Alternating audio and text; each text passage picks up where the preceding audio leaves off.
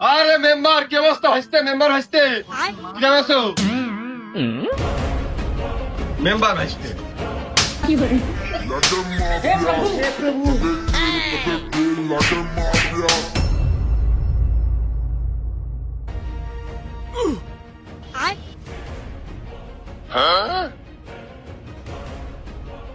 ওয়ালাইকুম আসসালাম। ভাই আমি তো তোমার সালামই দিইনি। রাস্তাতে হাঁটিয়ে যাবো, চারিদিকতে মানুষ সালাম দেবে, সম্মান করবে, হ্যান্ডশিপ করবে। এখন কেউ সম্মানই করতে চায় না। হচ্ছে ওর কানে ধরে নিজের মতন নিজে বকতে বকতে চলে যায়। আরে ওই জায়গা তো আমার নাম করলেই ছেড়ে দেয়। আরে প্রশাসন পর্যন্ত আমার নাম শুনলে ভয় পেয়ে যায়। আরে ওইসব আমি দেখে নিবানে, যত টাকা লাগে আমি দেবো, কোনো চাপ নেই। আমি দেখতে কি করে টেনশন আছে?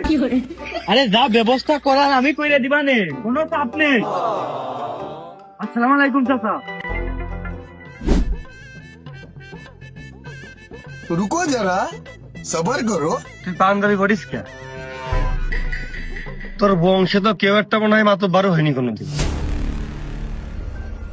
তোর মুখে দাড়ি নেই, পাঞ্জাবি আবার পড়ি, স্যান্ডেল পড়িছিস, পায়জামা খান মনে হয় সাদা পায়জামার কি মাল, এতে মনে হয় বুঝিস নে। বুঝবি কি করে? তাই এই খপ কাটা গোলায় মেয়ে মানুষ 3 পিসের মতন ডিজাইন করা এই পাঞ্জাবি তোর আবার কিটা কর্মসূচি কিনে দিয়েছে? চাচা, আমার ওই ছোট কালতেই রাজনীতি করার খুব শখ। তোমার পাশে তো বেড়াইছে, আর যে ডাকে তার পাশে চলে যায়। কিন্তু ওই যে পাঞ্জাবি পড়েছি, যাইতে আমার রাজনীতি একটু ভাব আসে মনের ভিতর, এই জন্যই পাঞ্জাবি পড়েছি। রাজনীতি হচ্ছে রাজাকের নীতি। এই জ্ঞানীরা রাজনীতি করে আর মূর্খরা রাজনীতি করার চেষ্টা করে, চর্চা করে। রাজনীতি ভাব আসবে তো সাদা পাঞ্জাবি আর পায়জামা কার না পড়লে আর তোর বাটা চটি পড়তে হবে। তুই এটা কি পড়েছিস? খাল চাদর পড়তে হবে, গার পারে কান্দে পারে। তুই যেটা পড়েছিস রাজনীতি, পেট নীতি, অর্থনীতি, কোন নীতির সাথে রাজনীতি মানে পাঞ্জাবি যায় না। তুই শুরুতেই ভুল। চাচা, আমার তো কোনো পদ পদবি হয়নি, আর ওই সাদাটা বললি মানুষ চিৎকারি করবে না, এই জন্য আস্তে আস্তে উঠতেছি। আস্তে আস্তে উঠতেছিস? তোর বুদ্ধি ভালো কিন্তু ট্যালেন্ট খারাপ রে। এই যে অলরেডি ছেলে পেলে সাদা পাঞ্জাবি পরে ছবি তুলে ফেসবুকে লাগাইতে পারলেই ক্যাপশনটা এমন কায়দায় লেখে যে শেখ মুজিবের জায়গায় যদি ও থাকতো আজকে, তাহলে দায়িত্বটা ওই পাইতো, নামটা ওরই বেশি হইতো।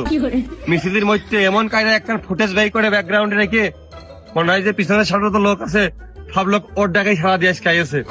ওই মূল নেতা, ওই সবার প্রিয় নেতা, প্রিয় অভিভাবক অলরেডি এখন উড়াতে লাইনে হেঁটে চলে গেছে ঘরে ঘরে। এই পাড়ার মধ্যে খুঁজলে 10টা পাওয়া যাবে, ফেসবুকের ভিতরে খুঁজলি তো প্রায় আমাদের পাড়ায় 20টা এমপির উপরের পদে ছেলে পেলে। ওর কথাবার্তা চাল চলন বোঝা যায় সেই লেভেলের।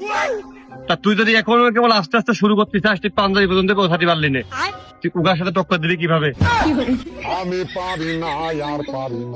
চাচা, আমার খুব শখ, আমি এলাকার মেম্বার হব, সবাই আমার মেম্বারকে ডাকবে, দোকানে গেলে সবাই আমার কাছে চা খাতে যাবে।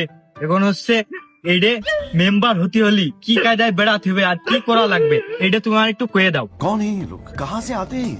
ও তো শোকের পরিমাণটা আমারই বড় না। এখন ঘটনা হচ্ছে কি, তুই মানুষ তোর মেম্বারকে ডাকতে তুই এই জন্যই মেম্বার হতে চাস, নাকি ওই বড় বেশি রিলিফের কার্ড গুলো, কার্ডের স্টাইল গুলো আর ওই টিসিবির তেল গুলো বাইরে খাওয়ার জন্য মেম্বার হতে চাস? শুনলে না, আমার একটু মেম্বার কয়ে মানুষ ডাকলে আমি খুশি। তুই ভাইস্তে মানুষ একটা খুব ছোট আবদার করেছিস। তোর মেম্বারকে মানুষ ডাকবে সব পূরণ করার জন্য। তোর কোনো ইলেকশন করার প্রয়োজন নেই, अच्छा তোর কোনো ভোটের প্রয়োজন নেই, তোর কোনো মার্কার প্রয়োজন নেই, তোর লোকের চা খাওয়ানোর প্রয়োজন নেই। তোর সরকার দায়িত্ব দেবো, ছোট কাজটা করবি।